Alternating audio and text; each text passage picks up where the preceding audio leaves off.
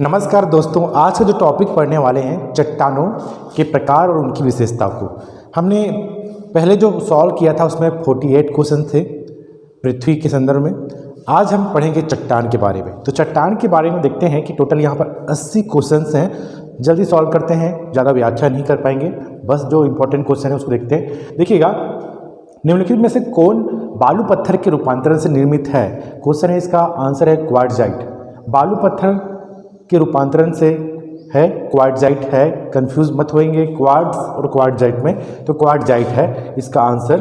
देखते हैं कुछ कायदिक चट्टान या मेटामॉर्फिक चट्टान की बात करें या रूपांतरित चट्टान की बात करें तो ग्रेनाइट से नीज बनता है, बैसाल्ट से एम्फीबोलाइट करता है, गेब्रो से सर्पेटाइन, बालू पत्थर से क्वार्टजाइट, चूना पत्थर से संगमरमर, सेल से स्लेट, कोयला से ग्रेफाइट और स्लेट से सिस्ट और सिस्ट से फाइलाइट। तो इस प्रकार से ये रूपांतरित चट्टान है। नेक्स्ट देखते हैं, निम्नलिखित चट्टानों में से कौन रूपांतरित चट्टान का एक उदाहरण नहीं है? तो इसका आंसर है ग्रेनाइट। रूपांतरण चट्टान का उदाहरण नहीं है तो ग्रेनाइट नहीं है। देखते हैं कि ग्रेनाइट आग्नेय चट्टान का उदाहरण है। आग्नेय चट्टानों की निम्नलिखित विशेषताएं पाई जाती है। ये रवेदार होती है, ये चट्टानें अत्यंत कठोर होती है और अत्यंत पुरानी चट्टान है। इस चट्टानों में परतों का अभाव पाया जाता है। इनका निर्माण जीव जंतु और वनस्पतियों के द्वारा नहीं होता है। तो ग्रेनाइट चट्टान की विशेषता को देख लेते हैं। अब देखते हैं, पृथ्वी के गिर्द चट्टानों की बाहरी परत को कहा जाता है, तो परपटी कहा जाता है। परपटी या कहा जाता है बाहरी परत को। देखा गया है कि किन चट्टानों में जीवाश्म पाए जाते हैं, तो अवसादी चट्टान में ये पूछा गया था। अगला है, पृथ्वी के धरातल पर सर्वाधिक विस्तृत सेलें हैं, तो अवसादी सेलें हैं। तो इसमें देखेंगे कि जो अवसादी सेलें हैं ये आएंगे अवसादी सेलों के अंतर्गत। तो यहाँ पर देखते हैं कि इसका 75% जो भाग है अवसादी सेलों का विस्तार है। तो यहाँ पर हमें ये याद रखना है कि ये जो 75% है यहाँ पर इसका भाग है।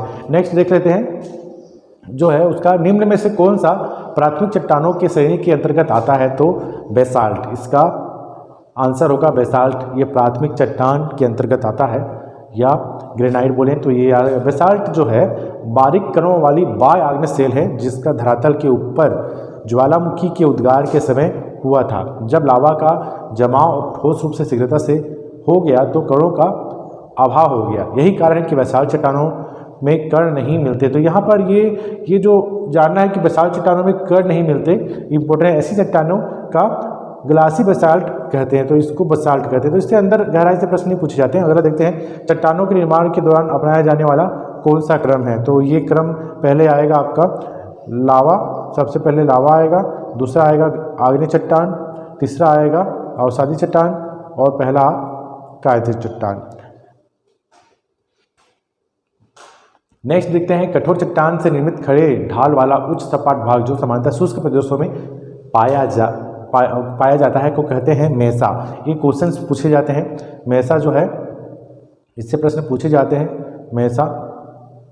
मेसा के बारे में कुछ पढ़ लेते हैं। कठोर चट्टान से निर्मित खड़े ढाल वाला उच्च सपाट भाग जो सामान्यतः शुष्क प्रदेशों में पाया जाता है उसे मेसा कहते हैं। तो यहाँ पर याद रखिएगा मेसा क्या है। मेसा एक स्पेनिश शब्द है जिसका शाब्दिक अर्थ होता है टेबल अथवा मेज होता है। यह मेज के आकार की एक ऐसी आकृति होती है जिसका निर्माण लावा से पुरानी चट्टान के ऊपर होता है। इसके किनारे चारों तरफ से काफ़ी बड़े होते हैं। इस तरह की मेसा यूएसए के कोलोराडो, वायोमिंग और न्यूयॉर्क प्रांतों के लावा क्षेत्र में सर्वाधिक पाया जाता है। कभी कभी मेसा का आकार इतना विस्तृत हो जाता है कि वह छोटे छोटे पठार सी लगती है। कोलोराडो प्रांत की ग्रांड मेसा इस प्रकार की एक विस्तृत मेसा है। तो यहाँ पर देख सकते हैं कि सर्वाधिक अमेरिका में यह मेसा पाया जाता है। और क्वेस्टा, इसमें एक ऑप्शन दिया हुआ था, क्वेस्टा क्या है? तो एक प्रश्न हो सकता है कि क्वेस्टा एक आरोही सिलों वाला लंबी एवं सक्रिय पर्वत श्रेणी है जिसकी नती तथा ढाल झुका हुआ होता है। यह हागबेक से इस बात में भिन्न है कि हागबेक की नती तथा ढाल खड़े होते हैं। अवसादी सेल के नीचे लावा गुंबद की स्थिति होने पर जब कोमल अवसादी सेल अनुच्छादन द्वारा कट जाती है तो लावा गुंबद की कठोर एवं प्रतिरोधी सेल ऊपर निकल जाती है। तो ये क्वेस्टा कहलाती है। ये इसकी जो लंबी होती है और सक्रिय होती है, क्वेस्टा जो है। इसके बाद देखते हैं हम लोग, इसके बाद अगला क्वेश्चन देख लेते हैं कि चट्टानों की वर्गीकरण किसके द्वारा परिभाषित किया जाता है? तो इसका आंसर हो गए उनके रासायनिक संरचना, बनावट और निर्माण और प्रक्रिया के आधार पर। 3 आधार हैं, रासायनिक, बनावट, निर्माण। तो ये दिखते हैं, ये 3 प्रकार के। निम्न में से कौन सा सेलों का निर्माण करने वाला खनिज नहीं है? तो न्यूट्रिनोज नहीं है। धारवाड़ तंत्र की चट्टानें मुख्यतः बनी हैं परतदार चट्टानों से। तो यहाँ पर देखना है कि मुख्यतः बनी है परतदार चट्टानों से, क्योंकि धारवाड़ जो चट्टान है उसमें लोहा पाया जाता है। देखा गया है कि इसमें धारवाड़ सबसे ज़्यादा अधिक अयस्क वाला चट्टान है। निम्नलिखित में से कौन सी प्रक्रिया कार्बन की अवसादी कार्बन भंडार से निर्मुक्त में सहायक नहीं है? तो सेल शस्त्रों का वलन।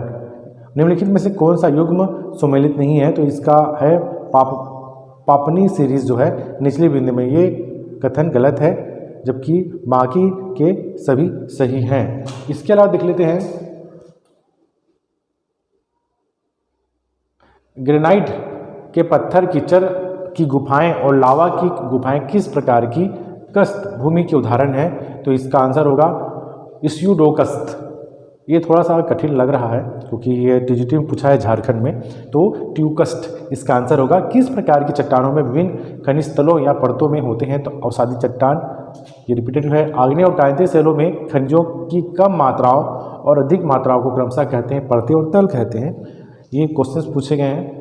सेलों की सतही परतों को ढीला होने और उतरने के कारण उनका अवखंडन क्या कहलाता है? तो अपवर्णन कहलाता है।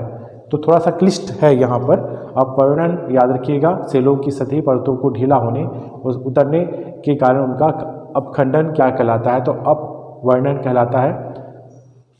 2000 ठीक है, सो देख लीजिएगा। अभी सबसे अधिक चावल उत्पादक राज्य कौन सा है? तो पश्चिम बंगाल ही है। निम्न कथनों में से कौन सा रोडी के लिए सही है? तो यह बेहद अस्थिर है और इसमें ढीले कोड़ी ब्लॉक होते हैं। तो ये सही कथन है। अब देखते हैं, ये कुछ व्याख्या दिया है 4 समूह को, जिसको हमने पढ़ा है पृथ्वी के समय में। जो पहला 48 क्वेश्चन थे उसमें पढ़े इसको। भारत के निम्नलिखित सेलो समूह में कौन सा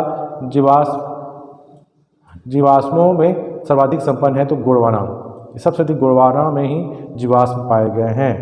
गोंडवाना क्रम की जो चट्टान है उसमें कोयला भी प्राप्त होता है। निम्नलिखित में से कौन सी रूपांतरित चट्टान नहीं है? तो ग्रेनाइट रूपांतरित चट्टान नहीं है, ये प्राथमिक चट्टान है। रूपांतरित चट्टान नहीं है, जबकि बाकी रूपांतरित चट्टान है। सेलों के स्वस्थान पर अपघटन और विघटन की प्रक्रिया को कहते हैं? तो यहाँ पर है ऋतु अपक्षय। तो ऋतु अपक्षय कहते हैं। इसका कुछ स्पीड हो जा रहा होगा क्योंकि हमको इसमें 80 क्वेश्चन सॉल्व करने हैं। देखते हैं निम्नलिखित में से कौन सा युग्म सुमेलित है? तो इसमें सुमेलित है तो ग्लासी आग्नेय सेल बिना कणों वाली। तो इसका आंसर होगा ग्लासी आग्नेय सेल बिना कणों वाली। इसके अलावा देखते हैं कि सेल का कांतिक तुल्यमान रूप है सिस्ट।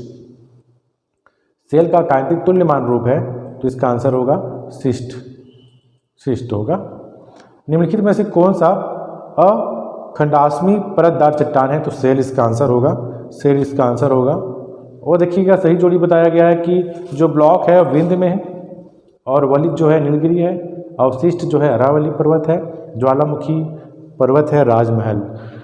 तो यहाँ पर नीलगिरी को जानिएगा कि वलित है। इसके अलावा हम देख सकते हैं कि कौन कौन सा कहाँ है। तो यहाँ पर है सेल जोड़ी।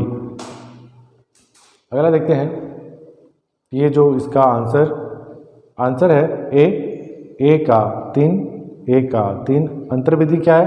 डालराइट है। डालराइट अंतर्वेदी है। बी का 4 बेसाल्ट, मतलब बहिर्वेदी आग्नेय है बेसाल्ट। एवं सी का 1 अवसादी जो है पीट। तो इस प्रकार से हम देखते हैं निम्नलिखित में कौन नेरेटिक तटीय क्वांटम पदार्थों से संबंधित है? तो इसका आंसर होगा सागरीय जीवों के अस्थि पंजरों के विघटन से प्राप्त पदार्थ। इसका आंसर होगा सी आंसर होगा सागरीय जीवों के अस्थि पंजरों के विघटन से प्राप्त पदार्थ इसका आंसर होगा। क्योंकि प्रश्न पूछे जाते हैं समुद्री पंख का, इसकी जो व्याख्या है, व्याख्या वाले जो टॉपिक हैं ज़्यादातर ये क्लास 11-12 का है एवं यूजीसी नेट का भी व्याख्या वाला जो टॉपिक है इसको आगे बनाया जाएगा। सांभर में नमक मिलता है क्योंकि यहाँ एक झील है जिसका कोई बही प्रवाह नहीं है। तो सांभर जो झील है वहाँ पर नमक क्यों मिलता है? तो इसका कोई बही प्रवाह नहीं है, यह पूरी तरह से स्थल से घिरा हुआ है। इसमें कहीं यहाँ का जो पानी कहीं और अन्यत्र नहीं जाता। पृथ्वी तल के नीचे पिघली चट्टानों को कहते हैं मैग्मा कहते हैं। ये सभी जान रहे हैं मैग्मा कहते हैं। जैसे ये धरातल के ऊपर आता है लावा कहलाता है। यदि ऊपर कठोर चट्टानों तथा नीचे मुलायम चट्टानों का स्तर हो तो क्षैतिज अपरदन या अनाच्छादन के कारण निम्नलिखित में से किस स्थलाकृति का निर्माण होता है? तो इसका आंसर होगा मेसा। इसका आंसर होगा मेसा। तो यहाँ पर बूटी का अर्थ होता है ऊपर कठोर नीचे मुलायम। ऊपर जो कठोर होगा नीचे मुलायम होगा, बूटी। मशरूम छत्रक शिला है, तो ध्यान ही रहे मशरूम चट्टानों निम्नलिखित में से किससे संबंधित है? तो इसका आंसर होगा मरुस्थलीय स्थलाकृति, क्योंकि छत्रक शिला है ये मशरूम रॉक जिसको कहते हैं, यह मरुस्थलीय क्षेत्र में होता है। ये वाला जो है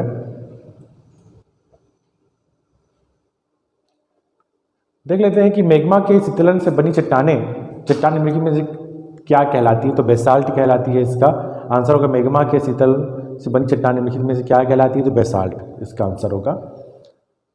ग्रेनाइट से निर्मित कायंतिक चट्टान है नीस। ग्रेनाइट से जो निर्मित चट्टान है नीस। सेल का स्लेट हम जान ही रहे थे, ये वाला सेल का स्लेट। तो नीचे मुलायम चट्टान के ऊपर उपस्थित कड़ी चट्टान किस नाम से जानी जाती है? तो मेसा। फिर से रिपीट आ रहा है, मेसा क्या है इसको देख लीजिएगा। ज्वालामुखी से संबंधित जो क्वेश्चन है पूछे जा रहे हैं, क्योंकि उससे जो बनी चट्टानें हैं महत्वपूर्ण हो जाती है। सारी चट्टान कायंतिक चट्टान से प्रश्न पूछे जा रहे हैं। सीसा में जस्ता निम्नलिखित में से किस काल की चट्टानों से संबंधित है? तो आर्कियन चट्टान। तो ये जान रहे हैं आर्कियन चट्टान। आर्कियन सबसे प्राचीनतम चट्टानों में से एक है, तो इसका आंसर होगा। निम्न में से कौन सी सेलें रवेदार होती हैं? तो इसका आंसर होगा आग्नेय। आग्नेय में एक रवेदार होती है, इसका उदाहरण भी देख सकते हैं ग्रेनाइट जो है। निम्नलिखित में से कौन कांतिक सेल का रूप नहीं है? तो इसका आंसर होगा बेसाल्ट। बेसाल्ट नहीं है, ये तो जान रहे चूना पत्थर से संगमरमर बनता है, मगर बेसाल्ट नहीं है, क्योंकि वो हमने देखा कि प्राथमिक चट्टान के अंतर्गत आता है। निम्नलिखित में से कौन सा औषधि सेलों का उदाहरण नहीं है? तो गेब्रो। औषधि सेलों का नहीं है, तो गेब्रो से ही बनता है सर्पेंटाइन। तो यहाँ पर देखते हैं कि निम्न में से कौन एक सुमेलित नहीं है? तो इसका होगा आंसर बी, सुमेलित नहीं है। इसका आंसर होगा बी, ये नहीं है, ये नहीं है बहिर्वेदी वाला। अंतर्वेदी चट्टान है डायोराइट, ठीक है। औषधि है पीट, ठीक है। पीट मतलब कोयला ही बताया गया। कांतिक क्वार्टजाइट, तो ये सही है, मगर ये वाला बी वाला नहीं है। अब देखते हैं किसी एक चट्टान को उसके पर्यावरणीय उत्पाद के रूप में समझना चाहिए। जब पर्यावरण में परिवर्तन होता है तो उसे चट्टान भी परिवर्तित हो जाती है। किसने कहा है? तो एक के लाबेक ने कहा है। लाबेक ने कहा है, ये जो है लाबेक ने कहा है। किसी भी चट्टान से संबंधित जो भी क्वेश्चंस हैं उसमें लाबेक का भी भूमिका है। निम्नलिखित में से कौन सा सही नहीं है? तो इसका आंसर है स्लेट नहीं है। स्लेट अवसादी बता रहा है, ये नहीं है। जबकि ग्रेनाइट आग्नेय है, नीस रूपांतरित है, बेसाल्ट आग्नेय है। तो इस प्रकार से इसकी व्याख्या भी किया गया है। निम्नलिखित कथन आग्नेय चट्टानों से संबंधित है, तो इसका आंसर 1 और 2 होगा। आग्नेय चट्टान सामान्यतः कठोर, घनी और तथा प्रतिरोधी होती है, और इन चट्टानों में स्तरीकरण नहीं मिलता। तो ये दोनों आंसर सही होंगे, 1 और 2 का, ये दोनों आंसर सही होंगे, मगर बाकी तीसरा आंसर नहीं होगा सही। तो इस प्रकार से हम अगला देखते हैं। क्वार्टजाइट का निर्माण होता है बलुआ पत्थर के रूपांतरण से। क्वार्टजाइट जो है बलुआ पत्थर से रूपांतरण से होता है इसका निर्माण। अगला देखते हैं क्वेश्चन, निम्नलिखित में से कौन सी स्थिति खनिज तेल की उपलब्धि की संभावना व्यक्त करता है? तो इसका आंसर होगा कठोर चट्टान के बीच छिद्रयुक्त परतदार चट्टान की उत्तल स्थिति। ये जो क्वेश्चन है ये यूजीसी नेट में भी पूछा गया था, और यहाँ पर बताया भी जा रहा है कि यह पीजीटी में पूछा है और पीएससी में पूछा है। तो ये जो ऑब्जेक्टिव क्वेश्चन सॉल्व करना बहुत इंपॉर्टेंट हो जाता है। हालांकि इसके साथ इसकी व्याख्या को भी समझना बहुत जरूरी हो जाता है, मगर हमें टोटल 80 क्वेश्चन सॉल्व करने हैं। तो अब इससे स्वरूप समझ में आ जाएगा किस तरह से क्वेश्चन पूछे जाते हैं। निम्न में से कौन सा एक भिन्न है? क्रोमाइट है इसका आंसर। निम्न एक भिन्न है क्रोमाइट। देखते हैं निम्न कथनों में से कौन एक असत्य है? तो पेग्माटाइट एक औषधि सेल है, तो ये कथन असत्य है, जबकि ये सत्य है। गेब्रो मोटे कण वाली इस अंतर्वेदी आग्नेय सेल है, और काला अभ्रक एक सेल का खनिज है, तो ये सही है, मगर ये गलत होगा आंसर इसका। देखते हैं अब तक का मिलने वाला सबसे बड़ा हीरा कौन सा है? तो क्यूलिनान। ये अच्छा क्वेश्चन है, क्यूनिलान है, रियल में करंट वाला क्वेश्चन था, तो अब ये इसकी उपयोगिता कम होती है, तो भी याद रखिएगा। अगला, निम्नलिखित में से आग्नेय चट्टानों के बारे में कौन सा कथन सही नहीं है? तो इसका आंसर होगा आग्नेय चट्टानों का निर्माण।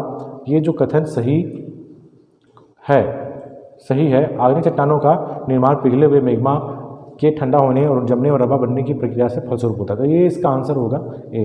जबकि 2 नहीं होगा, 3 नहीं होगा। तो इस प्रकार से देखा गया है कि यहाँ पर आंसर नहीं है। इसकी व्याख्या हम करें तो यहाँ पेड़ पौधे जीवाश्म नहीं पाए जाते आग्नेय में, जबकि पाए जाते हैं बोल रहा है ये। और इसमें हम लोग बोला कि चट्टानों प्रक्रिया बंद हो गई, तो ये भी गलत है। निम्नलिखित चट्टानों में किसमें पेट्रोलियम पाया जाता है? तो परतदार चट्टानों में पेट्रोलियम पाया जाता है। ठीक है। निम्नलिखित में से कौन सा चट्टान पारगम में है? तो चूना पत्थर पारगम में है। चूना पत्थर पारगम में है।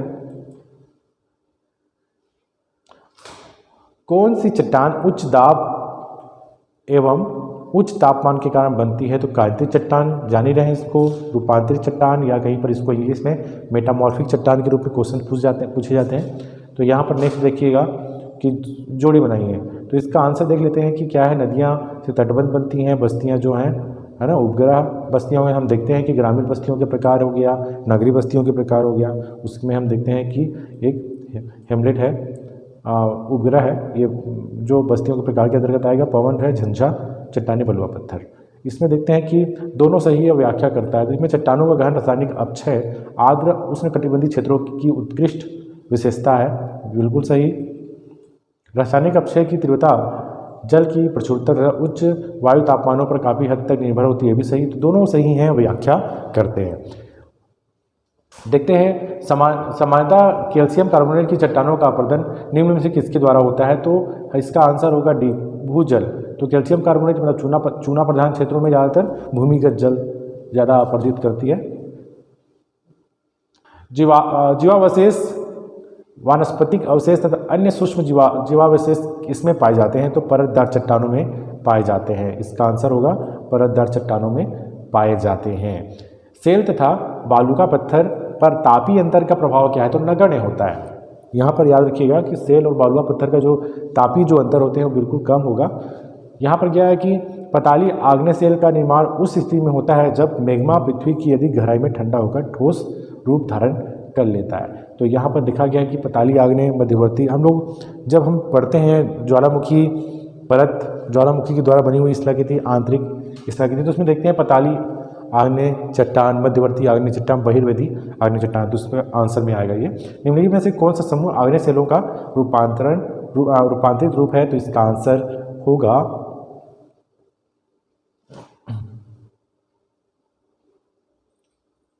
सर्पेंटाइन नीस और सिस्ट। इसका आंसर होगा आग्नेय सेलों का रूपांतरित समूह है सर्पेंटाइन। रेखा गेब्रो से सर्पेंटाइन होता है। तो ये चलिए, निम्न में से कौन सा प्राथमिक चट्टानों की श्रेणी के अंतर्गत आता है? तो बेसाल्ट है, जिसको असिताश्म कहते हैं। ये CGPSC में पूछा गया है, ये वाला अंतर्गत आता है। शब्दों को घुमा दे रहा है, इंग्लिश वर्जन याद रखिएगा क्या बोल रहा है। दिल्ली के लाल किले में किस चट्टानों का प्रयोग किया गया है? तो यहाँ पर लाल किले में तो बलुआ पत्थर का होगा। तो एक बार क्लियर कर लेते हैं इसको। दिल्ली का लाल किला में किन किन प्रयोग शाहजहाँ ने बनवाया था, और तो इनके द्वारा बनवाई गई सभी प्रमुख इमारतों में संगमरमर का प्रयोग किया गया बोल रहा है। यहाँ पर लाल किले में नाम उसका लाल किला पड़ा है, तो मेरे ख्याल से बलुआ पत्थर आना चाहिए, मगर आंसर यहाँ पर संगमरमर ले रहा है। ताजमहल में संगमरमर आएगा, मगर यहाँ पर शायद बलुआ पत्थर आना चाहिए लाल किले में। ठीक है, तो बलुआ पत्थर ही करिएगा। ये आंसर थोड़ा सा डाउट में लग रहा है ये, तो बलुआ पत्थर लीजिएगा। लाल किला है तो बलुआ पत्थर। चट्टानों की घुलनशीलता किस क्षेत्र में प्रमुख है? तो इसका आंसर होगा चूना पत्थर में। चट्टानों की घुलनशीलता किस क्षेत्र में प्रमुख है? तो चूना पत्थर में आएगा इसका आंसर। विस्तृत रेगिस्तानी क्षेत्र में कठोर चट्टान की समानता सतह में उठे ऊंचे टीले को कहते हैं क्या? इसको इंसेलबर्ग कहते हैं या द्वीपागिरी कहते हैं। तो ये इंसेलबर्ग है। ये पूरा जो क्वेश्चंस पूछे जा रहे हैं ज़्यादातर 11th-12th का ही कॉन्सेप्ट है, मगर उसको शब्दों की जो फेरबदल है वो बताया जा रहा है, सब थोड़ा सा चेंजेस हो जा रहे हैं, तो कन्फ्यूजन क्रिएट कर रहा है, मगर कॉन्सेप्ट तो वही बोल रहा है। निम्नलिखित में कौन सी सेल भूपटल के प्राचीनतम सेल है? तो आग्नेय सेल इसका प्राचीनतम है, आग्नेय सेल। वो क्रम पूछेगा तो आर्कियन क्रम की चट्टानों, जिसको बोला गया। नेक्स्ट देखते हैं, उत्पत्ति की प्रक्रिया के आधार पर आग्नेय सेलों को किन 2 विभागों में विभाजित किया गया है? तो अंतर्वेदी और बहिर्वेदी में किया गया है। जैसा कि बात है कि हम लोग कोयला, तो ये हम लोग इसमें बात ही कर रहे थे, ये अंतर्वेदी और बहिर्वेदी जो है कोयला और खनिज तेल किस प्रकार की चट्टानों में पाया जाता है? तो अवसादी चट्टानों में पाया जाता है कोयला और खनिज तेल। तो ये सही है। सेल के रूपांतरण बनने वाले सेल कौन से हैं? स्लेट है, सेल से स्लेट बनता है। निम्नलिखित में से कौन सी कांतिज चट्टान नहीं है? तो ग्रेनाइट नहीं है, इसका आंसर होगा ग्रेनाइट नहीं है। निम्नलिखित में से प्राथमिक सेल है आग्नेय सेल, जैसा कि बताया गया आग्नेय सेल है। और हीरा एक कांतिज चट्टान है, इसका मूल रूप क्या है? कोयला, कोयला ही है। कोयला का कांतिज रूप है, कोयला का ही, कोयले से बनता है हीरा, क्योंकि उसका रूपांतरण हो जाता है। लोपोलिथ और फेकोलिथ किस वर्ग की चट्टान है? तो आग्नेय चट्टान। बहुत अच्छा। भूस्खलन से संबंधित है आधार सेल या भूमिज मलबे के तुलनात्मक रूप से पुंज को द्रुत अवय संचलन या गति। तो ये इसका आंसर होगा, क्योंकि थोड़ा सा शब्दों का फेरबदल हो रहा है, बहुत साहित्यिक वर्ड में यूज़ हो रहा है, मतलब ये नेट में पूछा है। देखिएगा, भूस्खलन से संबंधित होती है मलबा। नीचे दो दिए गए हैं, ये बेसाल्ट का आएगा, बेसाल्ट लिस्ट में आएगा, ग्रेनाइट नीस में आएगा, सेलिस्टोन क्वार्टजाइट में आएगा, सेल स्लेट में आएगा। ठीक है,